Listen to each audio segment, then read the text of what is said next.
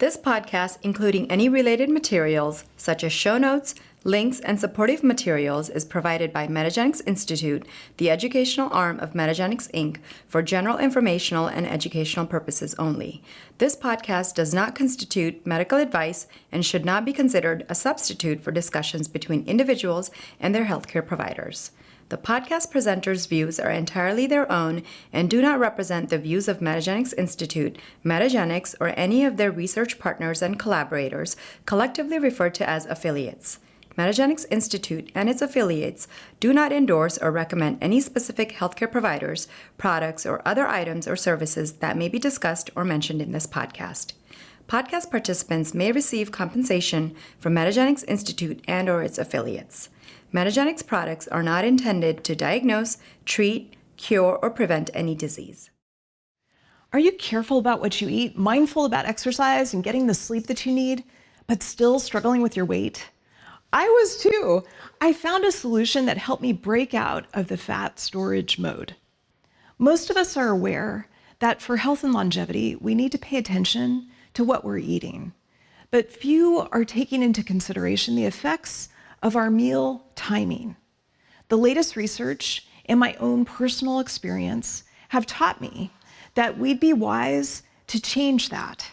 Join me on this episode of The Practice to get the inside scoop on the latest research for intermittent fasting, also known as time-restricted eating, and the relationship to your metabolism and detoxification abilities. I'll reveal 3 examples of potentially life-changing ways to create cardiometabolic resilience. That is what has made all the difference for me, and it may provide hope for anyone who feels stuck with excess weight.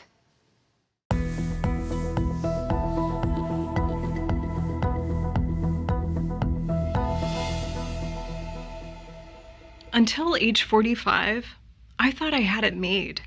I was careful about what I ate, how much I exercised. I got 5 to 9 servings of fresh fruits and vegetables every day. I didn't drink too much. I got my 10,000 steps. But I was struggling with my weight and what I thought was the root cause, a problem with insulin resistance. I was stuck in fat storage mode. Then I discovered something incredibly powerful and potentially life-changing, a simple lifestyle medicine tool that reversed my issues with glucose disposal, helped me lose weight in a sustainable way, and allowed me to create cardiometabolic resilience. The main strategy is periodic fasting in general, and time-restricted eating in particular. Today, I want to describe several periodic fasting regimens along with the best science supporting their use. And most importantly, how to teach your patients to do it so that they can conquer these same problems that I faced. Specifically, they can trigger the important molecular mechanisms of autophagy and hormesis, and as a downstream consequence, lose weight, prevent and reverse chronic disease, maybe even reprogram the beta cells of the pancreas, extend health span, and similarly, create their own cardiometabolic resilience. Aging is complex, but we're learning that much of it is modifiable with lifestyle redesign, specifically the way that you eat, move, sleep, connect, and think. One of the most important ways to accelerate aging is to gain weight, to become overweight or obese. Currently, we have an epidemic in the United States with 2/3 of the population overweight or obese. Globally, in 2016, about 11% of men and 15% of women are obese, which is about 2 billion adults. Now, we all know this is not just a vanity problem, but that these folks develop both metabolic inflexibility and exacerbated immune responses. But why is tipping the scale so bad? What are the sequelae of obesity? Obesity robs you of not just lifespan, but health span. A body mass index greater than 35 reduces your life expectancy in men by 8 years, and in women by 6 years, mostly due to the increased rates of cardiovascular disease and type 2 diabetes. Health span is reduced by 11 to 19 years, according to data collected at McGill University in Montreal and published in The Lancet. Higher body mass index is associated with changes in the structure and function of the brain, particularly the hippocampus and the frontal lobes. Obesity is associated with memory deficits in adults, according to research from the University of Cambridge. For most of us, modern life is an obesogenic environment that promotes weight gain at work, at home, even on vacation. We've all faced the challenges of diagnosing our patients with these really difficult clinical issues: prediabetes, diabetes, metabolic syndrome, heart disease, breast cancer, dementia. They all desperately need lifestyle medicine, and it's the cornerstone of how we prevent and treat obesity. Yet diets fail for most of our patients because adherence is so lousy and long-term success is modest at best. Over the past few decades of clinical practice, I've thought long and hard about which diet is the right fit for the patient in front of me. And I've tried it all, personally and professionally: caloric restriction, the Mediterranean diet, reduction of one macronutrient, at first fat, sometimes protein, and then over the years, carbohydrates, which may or may not be a good idea over the long term. I've tried all of the nutrigenomic diets. But in my opinion, what works best for the majority of patients is to restrict intake to an 8-hour window of high-quality, nutrient-dense foods, and to combine that with an overnight fast.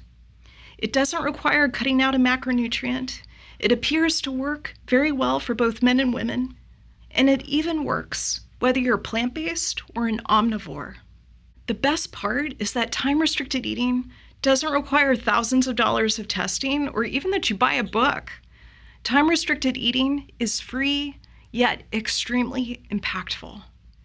In fact, one recent consumer survey showed that intermittent fasting, which is the term that most consumers use, is now practiced by 16% of Americans. And I suspect that as more people learn about the benefits of metabolic rest, more will adopt time-restricted eating and other fasting protocols.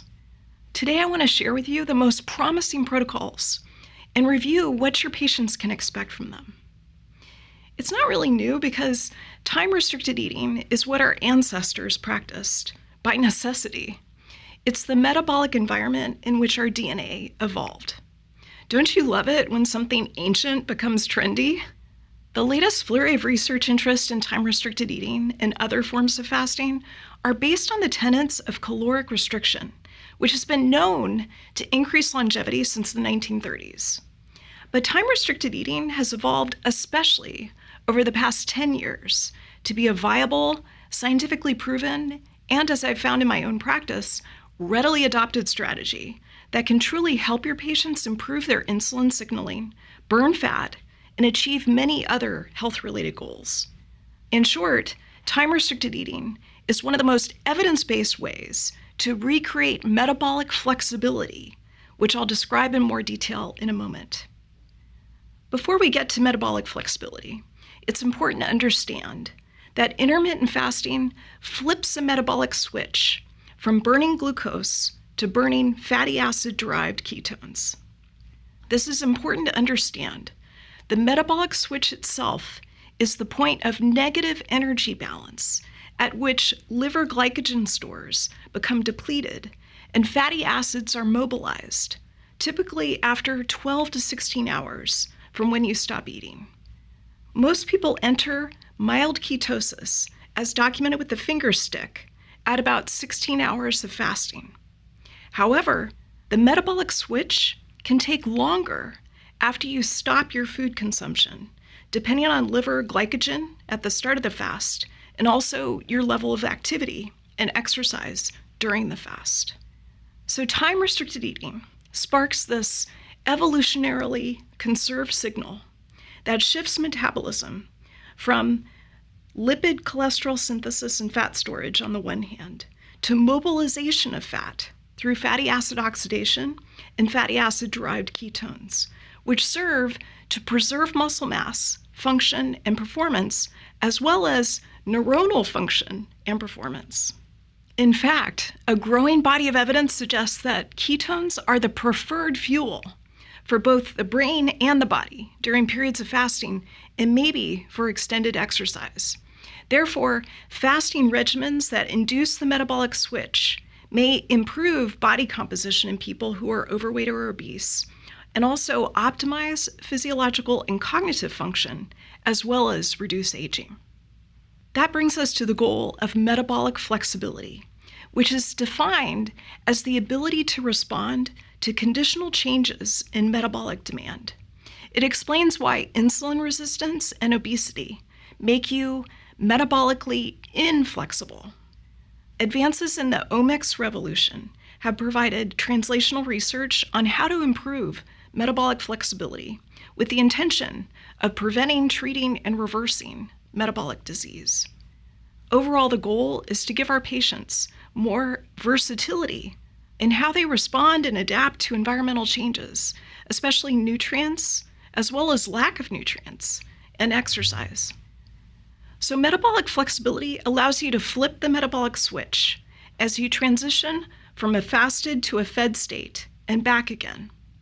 We want our patients to utilize on demand the right fuels at the right time. That is, match the fuel availability with the metabolic machinery. So when you fast, the body burns more fat. When you eat more carbs, the body burns more carbs for fuel. One of the major ways that the body achieves this flexibility is through normal and healthy insulin levels and signaling. So what tool improves your metabolic flexibility? Your fork, your clock, maybe your running shoes, maybe even lifting boulders. So why is fasting beneficial? Periodic fasting triggers two important molecular mechanisms, autophagy and hormesis. These were elicited in our ancestors when food was scarce, and we even foraged and hunted in a fasted state, which is why exercise while fasting is so beneficial. Our DNA did not evolve with breakfast, lunch, and dinner, and snacks in between. Every animal in the wild performs intermittent fasting. Lions eat once per week on average, and they can go up to 2 weeks without losing any muscle mass. Wolves in the Rocky Mountains eat once every 1 to 2 weeks.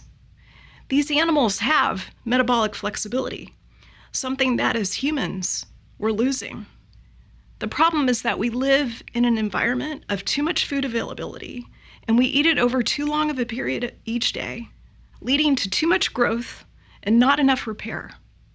Furthermore, our adaptive homeostasis declines with aging. That's not the only problem with aging. According to an excellent review by Roman researcher Anna Picca, there are 9 cellular markers of aging, including telomere erosion, epigenetic alterations, stem cell depletion, cellular senescence, mitochondrial dysfunction, genomic instability, proteostasis imbalance, impaired nutrient sensing, and abnormal intercellular communication. That means a successful approach to healthy aging must counteract these cellular markers of aging. Caloric restriction of 20 to 40% of calories every day does this. So caloric restriction is defined as reducing your caloric intake without malnutrition, and it's been found to produce weight reduction and longer health span very consistently across every single species that's been studied.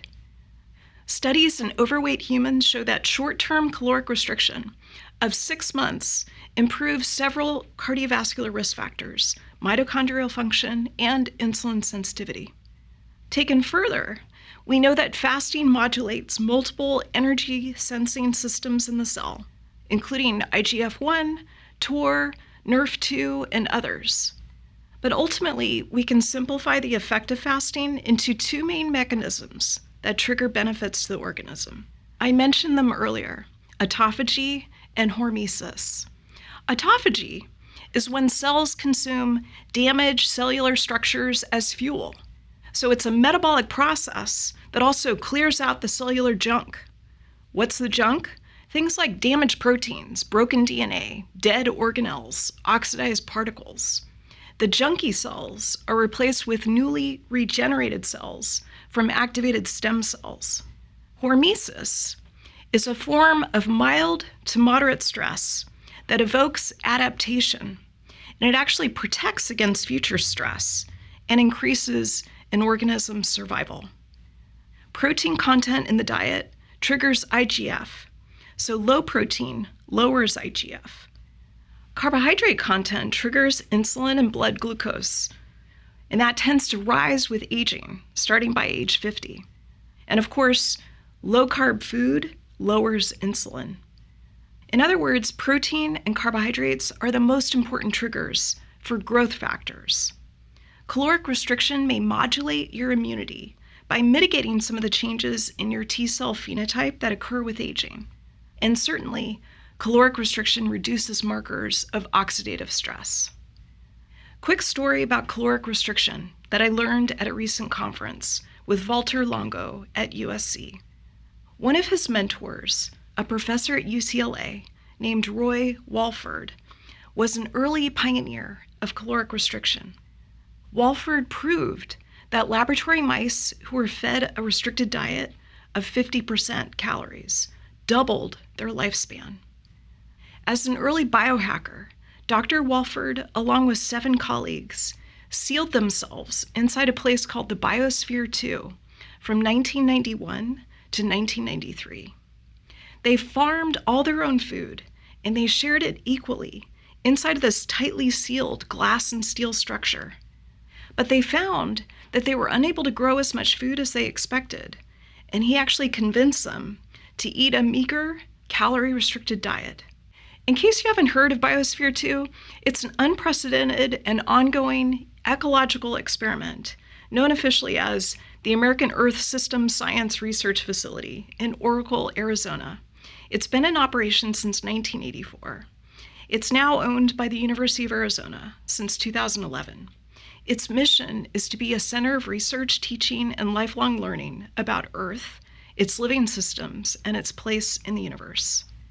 So during most of the time that this group of people was inside the biosphere, they consumed a low-calorie, mostly plant-based diet of vegetables, fruits, nuts, grains, and legumes, with very small amounts of dairy, eggs, and meats. Here's what they found.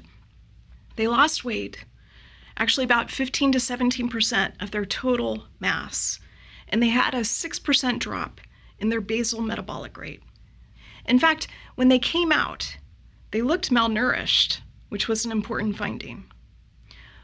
Roy Walford published multiple papers about the experience and documented their discoveries, including lower blood glucose, lower total leukocyte count, lower cholesterol, lower blood pressure, and he did this between 92 and 94. Unfortunately, Roy Walford then developed amyotrophic lateral sclerosis, commonly known as Lou Gehrig's or motor neuron disease, and he died at age 79 of respiratory failure as a complication. While one case is certainly anecdotal, many experts in the field of fasting, including Walter Longo, hypothesized that Walford's ALS was a result of caloric restriction. Walford himself suggested that his ALS was the result of chronic hypoxia and maybe carbon monoxide exposure inside the biosphere. So the takeaway from this tragedy is to be really careful with your biohacking projects, as the mouse data may not translate into the human data. So the 2 other major problems with caloric restriction include males seem to reap the benefits more than females, and we don't completely understand why. And maybe even more important, only about 10% of patients can do it, especially long term. So as a result of all these problems with caloric restriction, alternatives have been developed and tested in clinical trials, leading to the rise of intermittent energy restriction as opposed to continuous energy restriction. The research evidence suggests that it delivers many of the same benefits, Examples include time-restricted eating, where the food window is to eat within, say, 8 hours with a 16-hour overnight fast, which is what I use the most in my practice, and I'm going to be describing more today. Other fasting protocols with good evidence include alternate day fasting, modified alternate day fasting, the 5-2 protocol, short-term fasting where you don't eat for less than 72 hours, and prolonged fasting, which is defined as no caloric food or drinks for more than 72 hours, and also the fasting mimicking diet. I'm not going to cover all of these protocols today because ADF, short-term and long-term fasting, are not part of my clinical toolbox at this time. However, the alternate day fasting may be the most efficacious in pre-diabetic patients, particularly women. And there's compelling evidence that the alternate day fasting protocol works better in postmenopausal women compared to premenopausal women, which is surprising. You don't hear that too often. What I'm going to review today are 3 of the most important intermittent fasting protocols so that you're armed with more information for how to counsel your patients. And perhaps I can even convince you to try each of them so that you know what you're talking about, which, in my opinion, we don't do enough of in our practice of medicine. So I'm going to talk about the 5-2 diet, the fasting mimicking diet, and time-restricted eating using a 16-8 protocol. So first, the 5-2 diet. And there's at least 1,000 books about this now published. Most oncologists know about it because of the solid randomized trials that have been done, mostly out of the United Kingdom. I even met a traditional allopathic oncologist from Australia earlier this year who was obsessed with 5-2 and prescribed it to his patients, which made me do the happy dance. We are finally making progress with lifestyle medicine. So here's how it works. There's 5 days of normal eating, and then there's 2 days, ideally consecutive, of restricted calories of 500 to 600 kilocalories a day. 500 for women, 600 for men. The advantages are that the 5-2 diet is simple, it's effective, there's multiple clinical trials, including many with women and women with breast cancer. The disadvantages are that you have to count calories 2 days per week, and that limits acceptability and compliance. You also should avoid it in type 1 diabetics, pregnant women, people with eating disorders, and shift workers. It also gives you ketosis breath, pretty much all of these fasting protocols do. It can cause difficulty with sleeping, constipation, and irritability. The clinical trials were run by Michelle Harvey, who is a research dietitian at the Breast Cancer Prevention Center in the United Kingdom. I'm going to mention 2 of them so that you have a sense of her results. In her first trial of 110 women over 6 months, Harvey and her collaborators compared 2 consecutive days of 650 kilocalories composed of milk, yogurt, fruit, and vegetables, and compared it to a control group of daily 25% energy-restricted Mediterranean diet. That was about 1,500 kilocalories a day, 25% from protein, 45% from low glycemic load carbohydrate, 30% from fat. Over 6 months, the mean weight loss for 2-day dieters was about 6 kilograms. Now you can double that to get the amount in pounds. And that was marginally but not statistically greater than the daily dieters, who lost about 5 kilograms. However, the 2-day dieters had beneficial effects on their metabolism during and after their restricted days. Their insulin resistance was 23% better. However, the 2-day diet had beneficial effects on metabolism during and after restricted days. Insulin resistance was a mean 23% lower than in the daily dieters, with an additional 25% reduction during the 2 restricted days. However, the 2-day diet was not easier to follow than a daily diet. The second trial tested 115 women and randomized them into one of 3 groups over 3 months of weight loss and 1 month of weight maintenance. Group 1 ate 650 kilocalories of low-carb, high-protein for 2 days and 5 days of ad-lib Mediterranean diet. Group 2 ate a 2-day ad-lib low-carb diet, and Group 3 ate a daily continuous energy-restricted Mediterranean diet. Both of the 2-day diet groups were more successful than the daily caloric-restricted diet. Overall, the 2-day diets performed equally well, with about 58 to 65% achieving more than 5% weight loss compared to 40% of the daily dieters, and that was statistically significant. The success of both low carbohydrate 2 days was due to 75% adherence, and participants did not overeat, but they actually restricted their intake on the unrestricted days. That's important. During the weight maintenance phase, 1 day of low-carb dieting per week maintained reductions in weight, body fat, and insulin resistance. So the takeaway is that you could do 5-2 in your practice, and you could advise your patients to eat low-carb 2 days per week and Mediterranean on the other 5 days. Now Michelle Harvey is exploring the role of the 5-2 diet in risk reduction of breast cancer in ongoing trials. Second, let's cover the fasting mimicking diet, which is the protocol studied most extensively by Walter Longo at USC. He developed this diet after his work with Roy Walford and his mentor's heartbreaking death from the stress perhaps of caloric restriction within the biosphere. In other words, too much hormesis, too much stress. So Longo set out to create a diet that mimicked caloric restriction but caused less stress. Overall, there's now more than 28 studies published on the fasting mimicking diet, including multiple randomized trials. There's data showing benefit in obesity, prediabetes, and multiple sclerosis, as well as increased sensitization to tumors and chemotherapy.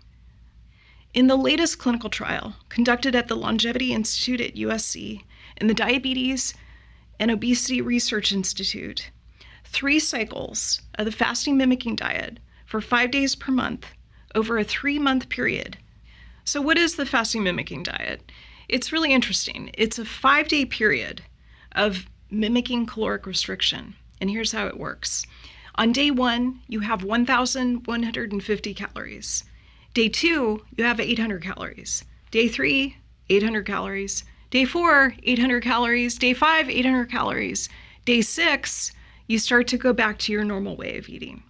So it's a 5-day period of mimicking caloric restriction, and you do that once a quarter. Now, for weight loss, it's recommended that you do this 5-day period once a month for 3 cycles in a row.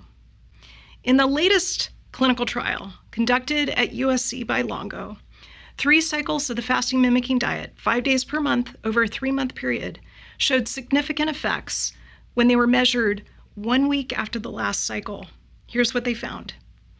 They had a total of 100 patients, 63% female, and 71 of them completed the full 3 cycles. That's important. They showed decreased weight. In fact, there was a loss of 8 pounds in obese subjects. This represented fat loss, including visceral fat. The subjects had increased muscle mass. So remember the metabolic switch? That's something that's happening with the fasting mimicking diet. Glucose dropped on average by 12 milligrams per deciliter in pre-diabetics and returned to the normal range.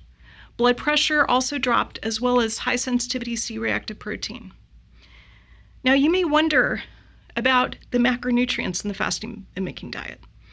Overall, it's low protein. And here's the rationale. As I've mentioned, fasting effects on reduced IGF-1 are mostly due to protein restriction. So in humans, chronic caloric restriction does not lead to a decrease in IGF-1 unless it's combined with protein restriction. In a separate study, individuals that were followed for 18 years, that were middle-aged from about 50 to 65 years of age, when they were eating high protein, that was associated with a 75% increased rate of mortality and a 4-fold increased risk of cancer and diabetes mortality.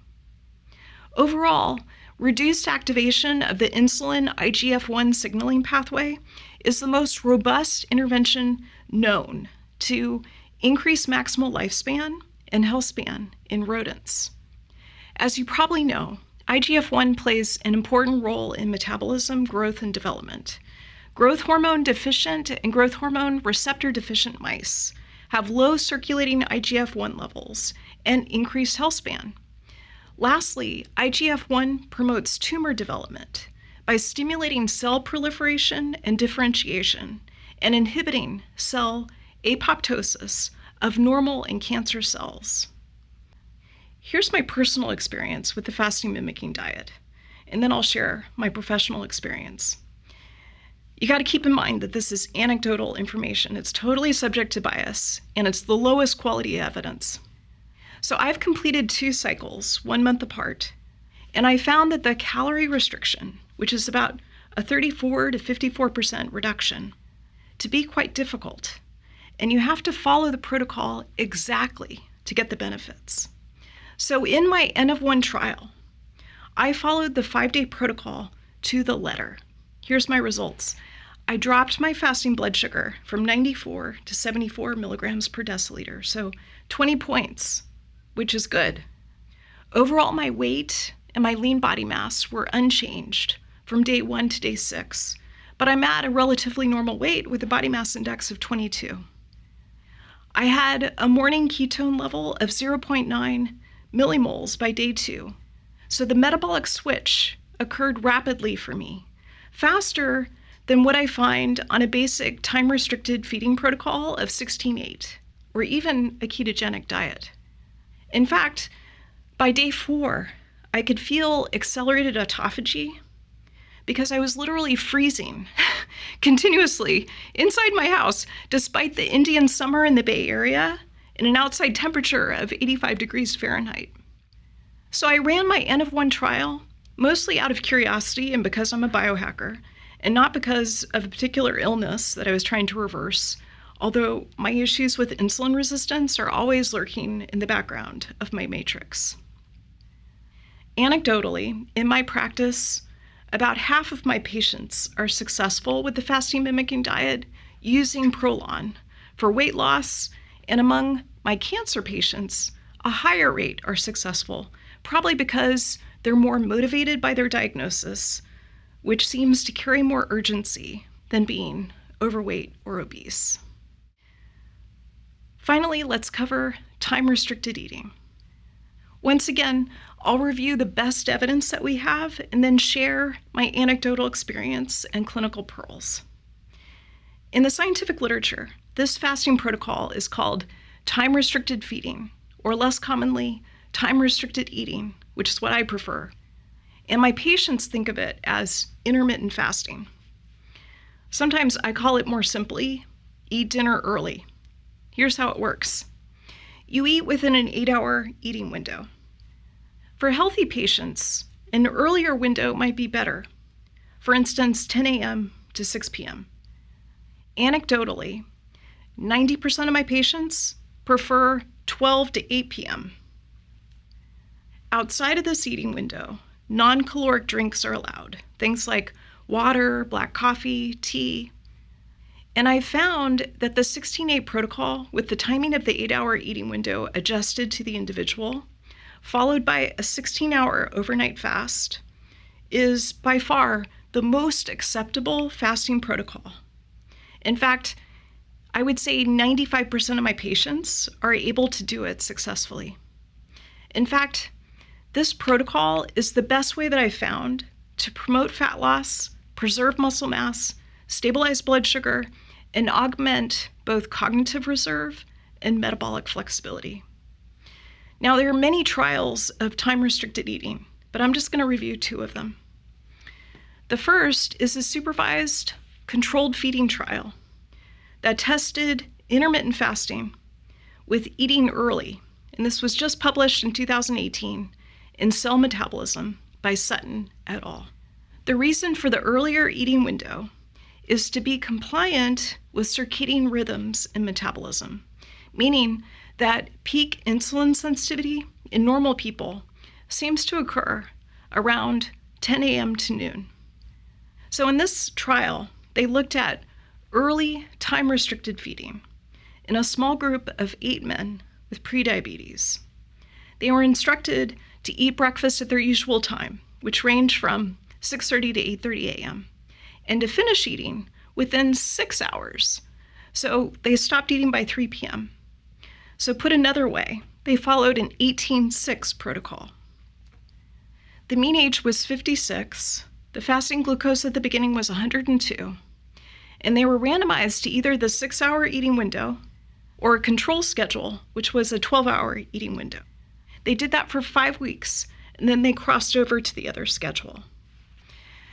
They found that the early time-restricted feeding improved insulin sensitivity, beta cell responsiveness, lowered blood pressure, reduced oxidative stress, and also lowered appetite. And this study demonstrated for the first time in humans improves several aspects of cardiometabolic health, and that intermittent fasting's effects are not just due to weight loss. But what they found on the exit interview was that even though people weren't hungry at night, 6 hours was just too tough. So the second trial I want to discuss was performed in the lab of Ruth Patterson at the University of California at San Diego in patients with early breast cancer, and her results were astounding and so encouraging. She did a large prospective study of 2,413 women with early-stage breast cancer, and they were followed over 7 years. She looked at the women who had an 11-hour eating window, so that means a 13-hour overnight fast, and they were really strict. If you drank black coffee in the morning, that ended your fast. What they found was that the women who followed this eating protocol decreased the risk of breast cancer recurrence by 36%. And each 2-hour increase in their nightly fasting duration was associated with lower hemoglobin A1C and better sleep. Now, on a practical level, I want to start to wrap up with a few clinical pearls that I found to be helpful in implementing time-restricted eating in a clinical practice. So first, the window. I encourage my patients to choose an eating window when their body is most sensitive to insulin, and that's usually within the first few hours of awakening, or at least in the morning. So remember, our DNA evolved to eat a few hours after the sun comes up and to stop a few hours before the sun goes down. According to Sachin Panda at the Salk Institute, a few hours before sundown, melatonin begins to rise, and it travels to the pancreas to downregulate insulin production. So the 12 to 8 p.m. window that is preferred by most people for ease of social activity may or may not be the best window for creating metabolic flexibility. So we don't yet know if you can shift your insulin sensitivity in normal individuals. Researchers are looking into this question now, and they're comparing early time-restricted feeding to late time-restricted feeding. In the clinical trials, even though people aren't told to restrict calories on time-restricted eating, they do. So in a trial of 12 weeks duration, people stuck to time-restricted feeding about 6 out of 7 days of the week, which is actually quite good. And the average food consumption at the beginning of this randomized trial was 1,676 kilocalories per day. That was the baseline. When they started to do their intermittent fasting, they were consuming 1,335 kilocalories a day, and that was without calorie counting. Overall, this was about 16% protein, 47% carbs, 37% fat. So most of the trials show that weight loss occurs by about 5 to 10 pounds at 3 months, and then there's a plateau after that. But this is by far the easiest of all the protocols to follow. There's also a slight drop in blood pressure. So in conclusion, the best lifestyle medicine that I've found in my 25 years of practice might be the medicine of not eating. Out of all of the fasting protocols available from the literature, we reviewed today caloric restriction, which very few people can sustain, the 5-2 diet, the fasting mimicking diet, and the time-restricted eating following a 16-8 protocol. In the practice of personalized lifestyle medicine, I believe that restricting intake of food to specific eating windows is our future so that we can recreate metabolic flexibility. Thank you. Thank you for being with us for this episode of The Practice. You'll find extensive show notes, including links and supportive materials, over at thepracticepodcast.tv. While you're there, explore other topics and use the Ask and Answer button to ask your burning questions and give your insights about the topic. After all, the future of medicine lies in dialogue, not dogma. Let's transform medicine together by connecting on Twitter, Instagram, and Facebook. You'll find all the links at thepracticepodcast.tv. This podcast, including any related materials such as show notes, links, and supportive materials, is provided by Metagenics Institute, the educational arm of Metagenics Inc., for general informational and educational purposes only. This podcast does not constitute medical advice and should not be considered a substitute for discussions between individuals and their healthcare providers. This podcast does not create a doctor-patient relationship and should not be considered a substitute for the independent professional judgment of any physician or healthcare professional regarding the appropriate course of action for a particular patient or individual. Metagenics does not make any guarantees regarding the accuracy, completeness, or usefulness of this podcast for any particular purpose. Listeners may use this podcast at their own risk, and patients should not disregard or delay seeking advice from their healthcare providers based on the content of this podcast. Participation through the Ask and Answer button is optional, and no participant should feel obligated to provide personal details, including about any diagnosis, symptoms, or other health-related information. Neither Metagenics Institute nor any of its affiliates seek this information, and it is not necessary to participate in the dialogue regarding this podcast. The podcast presenters' views are entirely their own and do not represent the views of Metagenics Institute, Metagenics, or any of its research partners and collaborators, collectively referred to as affiliates. Metagenics Institute and its affiliates do not endorse or recommend any specific healthcare providers, products, or other items or services that may be discussed or mentioned in this podcast. Podcast participants may receive compensation from Metagenics Institute and/or its affiliates. Listening to this podcast does not obligate you to purchase, use, recommend, or prescribe any Metagenics or Metagenics Institute products or services, including their educational materials. Metagenics products are not intended to diagnose, treat, cure, or prevent any disease. Unless approved by Metagenics Institute, this podcast must be used only for personal, non-commercial purposes. This podcast has no independent economic value and is intended to comply with all applicable laws. It may be rescinded, revoked, or amended at any time without notice. Listeners who are patients should talk to their healthcare providers if they have any questions regarding the content discussed in this podcast. Listeners who are healthcare professionals may obtain more information by visiting metagenicsinstitute.com, calling 888-690-8500, or emailing med@metagenicsinstitute.com.